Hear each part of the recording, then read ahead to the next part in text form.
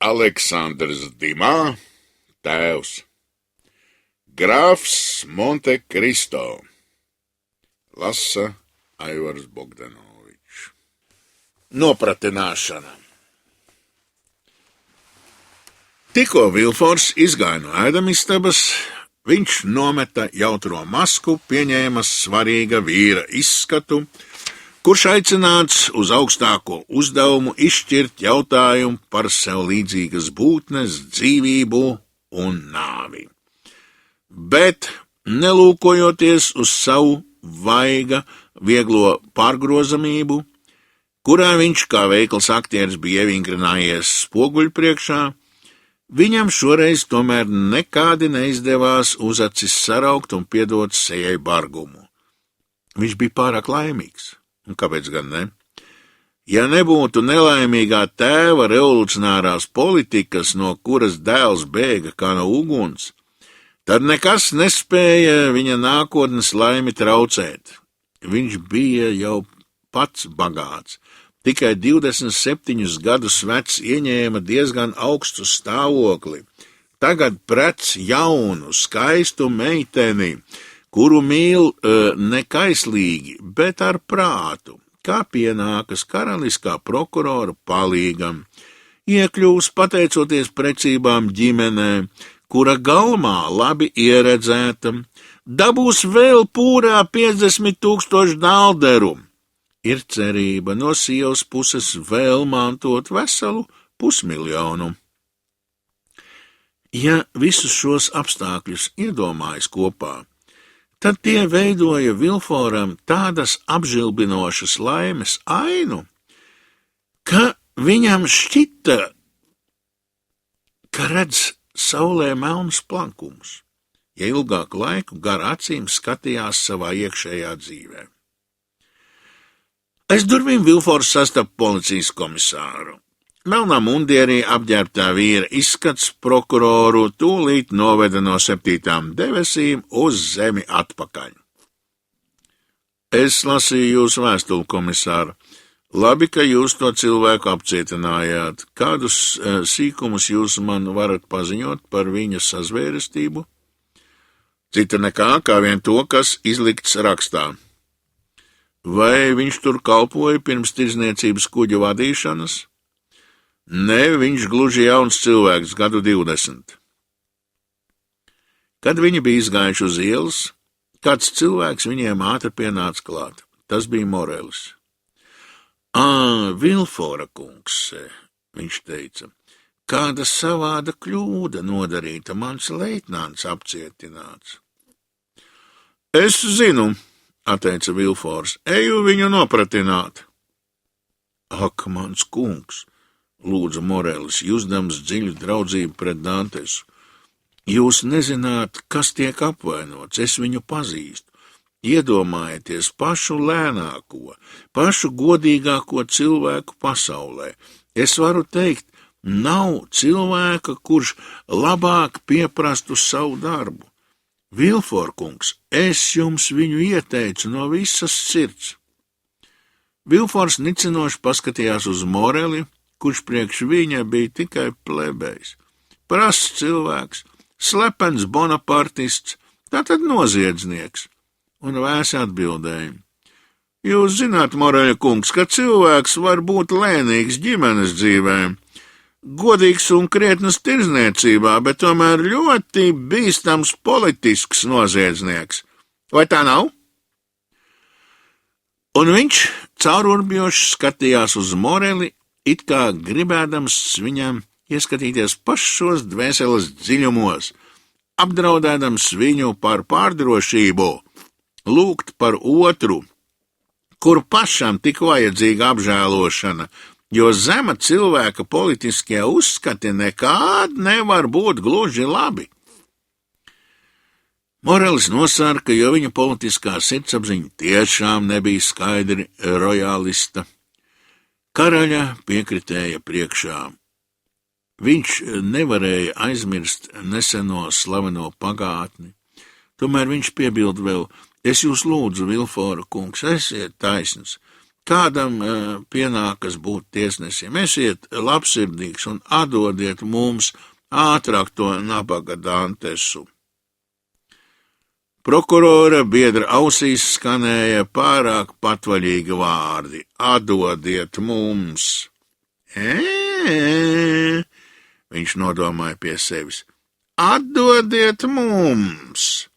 Vai tikai šis Dantes nepieder pie kādas slepenas karbonāru sabiedrības, ka viņa pavēlnieks aiz neapdomības te runā par mēs? Viņš tika kādā krogā apcietināts, kā teica policijas komisārs. Liels ļaužu bars bijis tur sapulcējies, vai tik tā nav kāda slepena savienība? Tad viņš turpināja stiprā balsī. Mans kungs, esiet mierīgs, ja viņš nevainīgs, bet ja viņš vainīgs, tad jāparādās visa likuma bardzībai. Pa to laiku Vilfors jau bija sasniedzis savu namu un svinīgā cienībā iegāja pa durvīm, ledaini augsti paklanījies pret nelaimīgo Moreli, kurš palika uz vietas stāvot, kā ar augstu ūdeni apliec.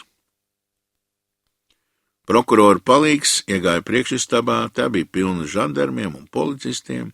Viņu vidū visu naidīgi uzlūkot stāvēja apcietinātais, mierīgs un kluss. Vilfors pamet iesānas skatienu uz Dantesu, paņēma papīru mapi no aģenta un iegāja kabinetā teikdams: Atvediet šurp apcietināto.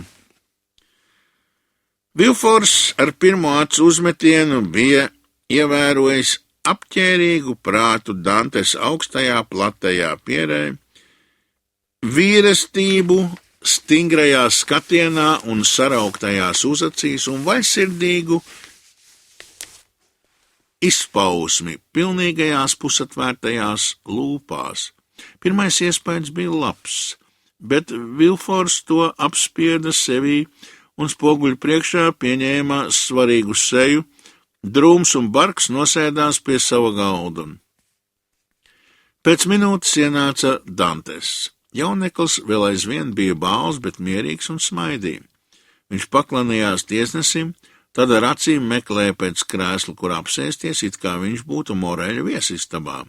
Tikai tagad viņš sastapās ar prokurora nedzīvo skatienu, kāds mēdz būt prokuroriem, kuri lūko apslēpt savas domas. Kas jūs esat un kāds jūsu vārds? Jautāja Vilfors, pāršķirstīdams papīrus, kurus viņam pasniedz aģents un kuri drīz vien izauga par lielu kaudzi. Tā aizvien spiegu darbība ieēdās nelaimīgajā ķermenī, kuru sauc par apsūdzēto. Mans vārds ir Edmonds Dantes, teica jauneklis mierīgā un skaļā balsī.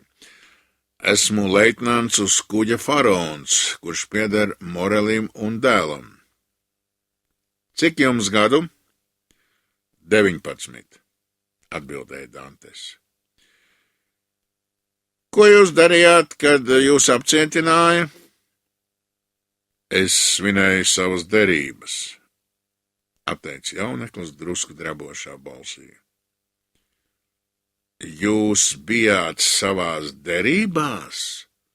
Jautāja prokurors, negribot notrīsēdams. Jā, es gribu precēt kādu meiteni, kuru mīlu jau 3 gadus.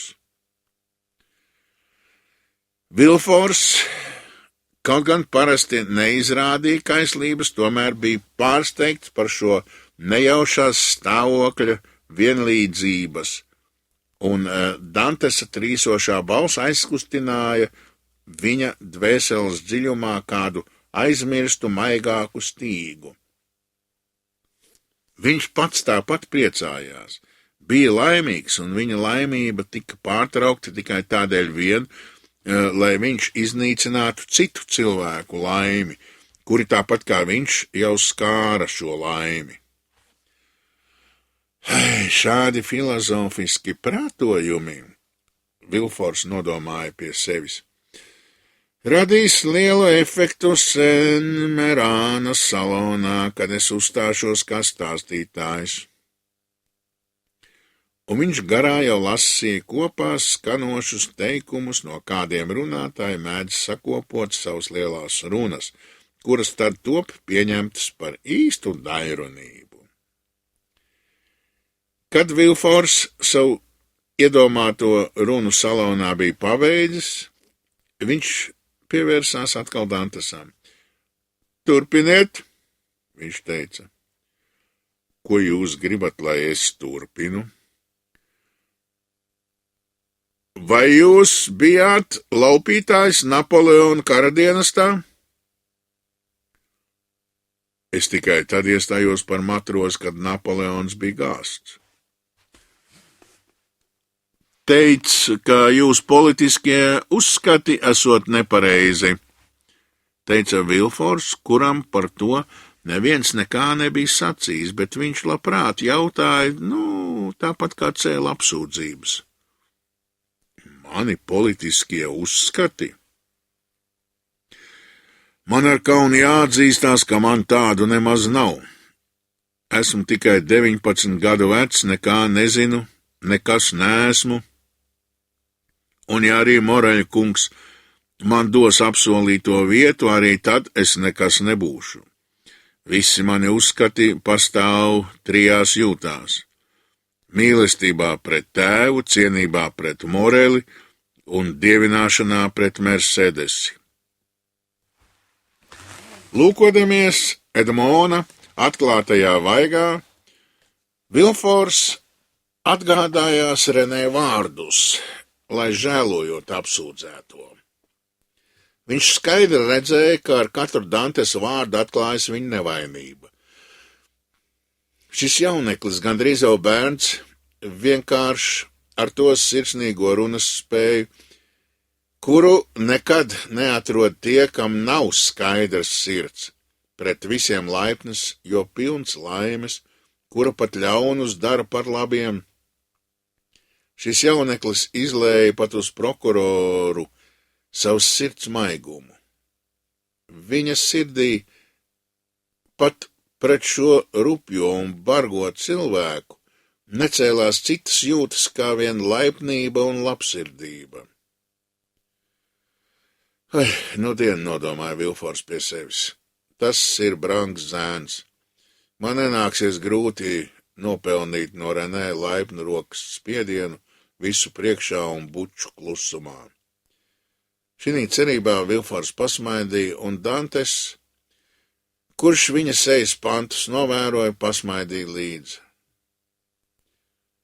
Mans kungs, jautāja Vilfors laipnāk, vai jums nav kādi ienaidnieki?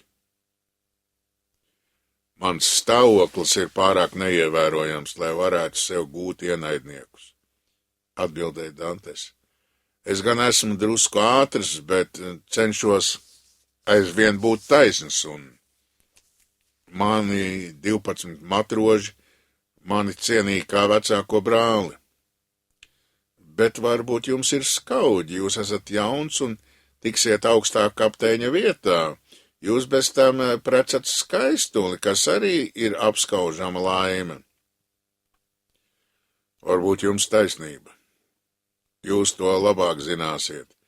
Bet ja man ir skaudži manu draugu vidū, tad es labāk nevēlētos tos zināt, lai man nevajadzētu tos ienīst. Jūs maldāties. Arvien pēc iespējas jāskatās skaidri sev apkārt. Jūs man tiešām liekaties tāds krietns, jauns cilvēks, es jūsu dēļ atkāpšos no tiesu parašas un parādīšu jums nodevības rakstu, uz kura pamata jūs apcietināja. Vai jūs pazīstat šo rokrakstu? Dantes palūkojās pasniegtajā vēstulē, un viņa seja apmācās. Nē, es nepazīstu šī rokraksta. Tas ir sagrozīts un tomēr diezgan brīvi rakstīts. Esmu ļoti laimīgs, ka man darīšana ar tādu cilvēku kā jūs, jo mans skaudžis ir mans, īstais ienaidnieks. Dantes acis pamirdzēja kā zibens. Vilfors redzēja visu sparību, kas slēpās šinī kustībā. Tagad, teica prokurors pielabinādamies, atbildiet man atklāti, ne kā apsūdzētais tiesnesim, bet kā cilvēks cilvēkam, kurš jūt viņam līdz. Cik taisnības ir šim anonīmajam denuncējumam? Un Vilfors ar skaidri izrādītu riebumu nomet uz galda nodevības rakstu, kuru Dantes pat laban atdeva. Viss un nekas. Lūk, šeit būs tā skaidrākā patiesība, par kur es zvēru pie sava jūrnieka goda, savas mīlestības uz Mercedesi un sava tēva dzīvības. Runājiet! Skaļi teica Vilfors. Tad viņš pie sevis klusu piemetināja. Ja Renē tagad mani varētu redzēt, viņa būtu mierā ar mani un mani nesauktu par rīkļu rāvēju. Kapteinis Leklērs, kad bija izbraucis no Neapoles, piepešs saslim ar tīfu. Tā kā mums uz kuģa nebija ārsta un tā kā Leklērs nevēlējās nekur malā piestāties, steigdamies uz Elbas salu, tad viņa slimība palika tik draudoša un 3. dienā, jusdams beidzamo stundiņu pienākam, viņš pasauca mani pie sevis. Mīļais Dantes, viņš teica, zvēriet man, ka jūs izpildīsiet to, ko es jums teikšu. Lieta grozās ap visaugstākajām interesēm. Es jums to zvēru, kapteini, es atbildēju. Kad pēc manas nāves kuģa vadību pārņemsiet jūs, kā jau leitnant tas pieņemts, tad pieņemiet kapteiņa amatu un pienākumus, brauciet taisni uz Elbas salu, izkāpiet malā, Portoferrajo ostā un aprasieties pēc lielā maršala, nododiet viņam šo vēstuli. Varbūt, ka jums dos citu vēstuli vai kādu uzdevumu.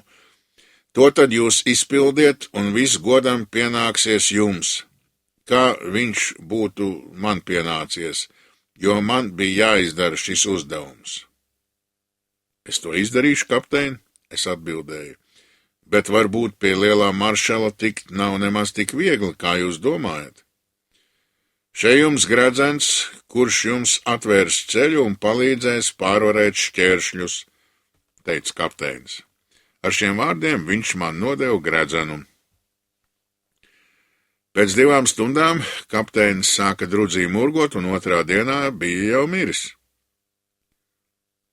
Un ko jūs pēc tam darījāt? Jautāja prokurors.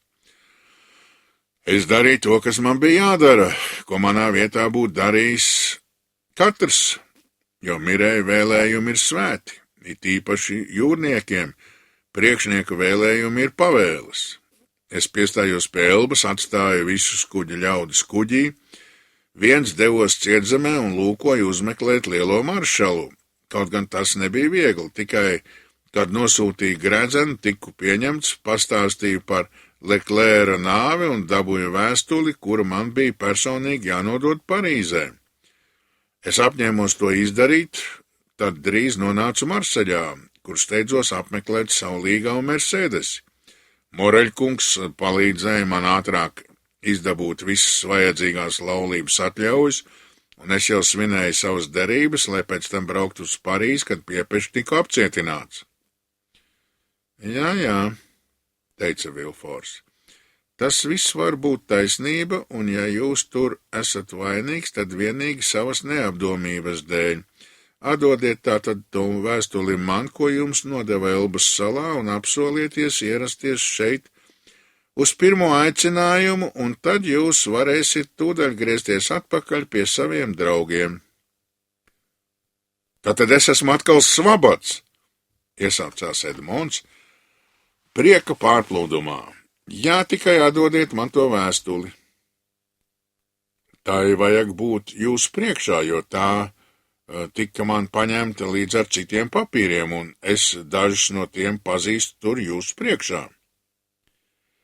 Dantes jau paņēma cepuri, piecēlās, lai ietu. Pagaidiet, teica prokurora palīgs. Kam vēstule bija adresēta? No Artjē kungam, Kokeronielā Parīzē.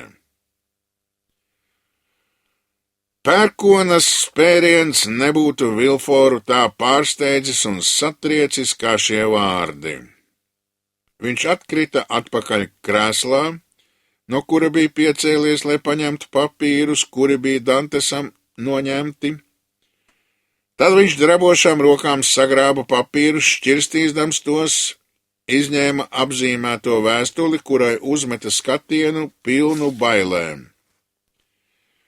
No Artjē kungam, Kokerona ielā numur 13, viņš čukstēja arvien vairāk un vairāk nobālēdams. Jā, teica Dantes, jūs viņu pazīstat? Ne, aši atrauca Vilfors. Uzticīgs karaļkalps nav pazīstams ar sazvērniekiem. Tātad šeit ir darīšana ar sazvērestību? Jautāja Dantes, kurš nu sāka vairāk baidīties nekā agrāk. Visādā ziņā es jums jau tiku teicis, ka man nebija pazīstams tās vēstules saturs, kuru es vedu.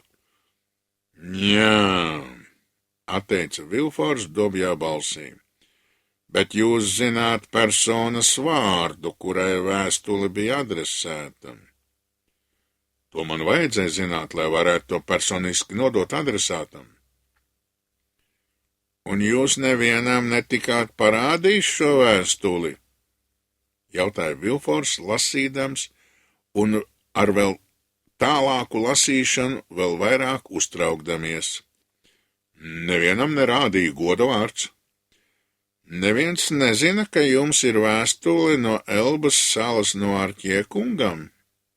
Neviens to nezina, tikai tas, kas man to nodeva. Tas ir par daudz, čukstēja Vilfors. Prokurora palīga laiks kļuva aizvien drūmāks un drūmāks, jo tuvāk viņš nāca vēstules beigām. Viņa bālās lūpas, drebošās rokas, degošās acis lika Dantesam baidīties no visļaunākām. Vēstuli izlasījis, Vilfors nolaida galvu rokās un tādā stāvoklī palika kādu minūti. Mans Dievs, kas tad ir noticis? Dantes bailīgi jautāja. Vilfors nekā neatbildēja, bet pēc pāris minūtēm pacēla bālo uztraukto vaigu un vēlreiz pārlasīja vēstuli. Un jūs sakāt, ka nezināt šīs vēstules saturu? Viņš jautāja. Es jums dodu goda vārdu, ka nezinu, bet kas ir ar jums noticis? Jūs nejūtaties vesels, vai negribat es pazvanīšu vai pasaukšu ļaudis? Nē, teica Vilfors aši pieceldamies. Nekustieties, nerunājiet ne vārda, es šeit dodu pavēles, ne jūs. Mans kungs, teica Dantes apvainots. Es gribēju pasaukt, lai jums sniedz palīdzību. Man nekāda palīdzība nav vajadzīga, rūpējieties pats par sevi un atbildiet uz jautājumiem. Dantes gaidīja jautājumus, bet veltī. Vilfors bija atgāzies krēslā, braucīja karsto nosvīdušo pieri ar roku un sāka trešo reizi lasīt vēstuli, ne vārda neteikdams.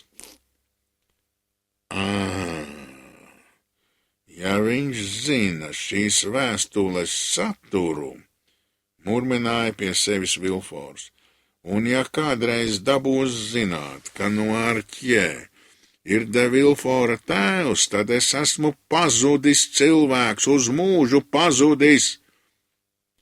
Un viņš pa laikam palūkojās uz Edmonu, it kā viņa skatiens spētu izurbties tam neredzamam šķērslim, kurš aizslēdz sirdī noslēpumus, ko mute neizsaka. Nešaubīsimies ilgāk, viņš beigās izsaucās. Bet Dieva dēļ, iekliedzās nelaimīgais jauneklis. Ja jūs par mani šaubāties, Ja uz mani turat aizdomas, tad iztaujājiet jau mani, esmu gatavs atbildēt. Vilfors visiem spēkiem pūlējās pārvarēt uztraukumu un teica balsī, kurai vajadzēja būt stingrai. Mans kungs, ļoti svarīgas aizdomas ceļas no nopratinājuma, un tādēļ man nav varas, kā es domāju. Jūs tādēļ palaist brīvībā. Pirms palaižu jūs, man vajag aprunāties ar pašu prokuroru, bet jūs redzat, cik ļoti es rūpējos par jums. Ak, es to redzu, iesaucās Dantes, un pateicos jums, jūs bijāt man vairāk draugs nekā soģis. Nu, es jūs vēl kādu laiku atstāšu cietumā. Galvenais pierādījums pret jums ir šī vēstule, un jūs redzat Viņš piegāja pie krāsnes un iemeta vēstuli ugunī un nogaidīja, kamēr tā bija pārvērtusies pelnos. Jūs redzat? Es iznīcinu šo pierādījumu. Iesaucās Dantes. Jūs vairāk esat nekā taisns. Jūs esat labsirdīgs. Nu, uzklausiet, teica Vilfors. Pēc šāda darba jūs saprotat, ka varat man uzticēties visās lietās. Pavēlē tikai es izpildīšu visas jūsu pavēles. Nē, teica Vilfors, pienākdams tuvāk Dantesam. Es negribu jums dot pavēles, bet tikai padomu. Sakiet vien, es to izpildīšu kā pavēli. Es jūs paturēšu šeit līdz vakaram. Vakarā kāds cits jūs nopratinās. Sakiet viņam visu, ko man sacījāt, tikai par vēstuli ne vārda. To es jums apsolos. Tagad Vilfors lūdzās un apsūdzētais viņu mierināja. Jūs saprotat? Vilfors sacīja, lūkodamies uz pelnos sadegušo papīru. Jūs un es, mēs vieni zinām, ka tāds raksts ir bijis. Viņš mums vairs netiks priekšā likts. Atsakieties droši no viņa, un jūs būsiet glābts. Es atsacīšos, esiet mierīgs. Labi, teica Vilfors, sniegdamies pēc galda zvaniņam. Tad uz acu mirkli apstādamies viņš teica, jums bija tikai šī viena vēstule? Šī viena. Apzvēriet. Dantes izstiepa roku. Es zvēru, viņš teica. Tagad Vilfors piezvanīja, ienāca policijas komisārs. Vilfors piegāja klāt un čukstus dažus vārdus iečukstēja ausī. Komisārs atbildēja tikai ar galvu pamēsdams. Ejiet viņam līdz, Vilfors teica Dantesam. Dantes paklanījās, pēdējo reizi pateicīgi palūkojās uz Vilforu un izgāja. Tikko durvis aizvērās aiz Dantesa, policijas komisāra, Vilfora spēki sabruka, viņš atkrita krēslā gandrīz pilnīgā ģībonī. Pēc kāda brīža viņš sāka atjēgties. Ak, mans Dievs, viņš čukstēja. Kā laime un dzīvība karājas matā galā. Ja pats prokurors šodien būtu bijis Marseļā, ja būtu saukts apgabala tiesnesis manā vietā, tad es būtu pazudis cilvēks. Šī nolādētā vēstule būtu mani nogrūdusi bezdibenī. Ak, mans tēvs, vai jūs man mūžīgi būsiet par šķērsli ceļā uz laimi šinī pasaulē, vai jūs man mūžam liksit karot pret jūsu dumpīgo pagātni? Un piepešit kā negaidīta gaisma uzliesmoja viņa garā un atspoguļojās viņa sejā. Cieši saknieptajās lūpās parādījās smaids. Viņa nemierīgais skatiens tika stingrs un it kā apstājās pie vienas domas. Jā, tā ir, viņš teica. Šī vēstule, kura mani tikko neiegāza postā, kļūs varbūt par manas laimes nodibinātāju. Nu, Vilfor, pie darba! Un pārliecinājies, ka apsūdzētā Dantesa vairs nav priekštelpā, karaliskā prokurora palīgs izgāja laukā un ātriem soļiem devās uz savas līgavas namu.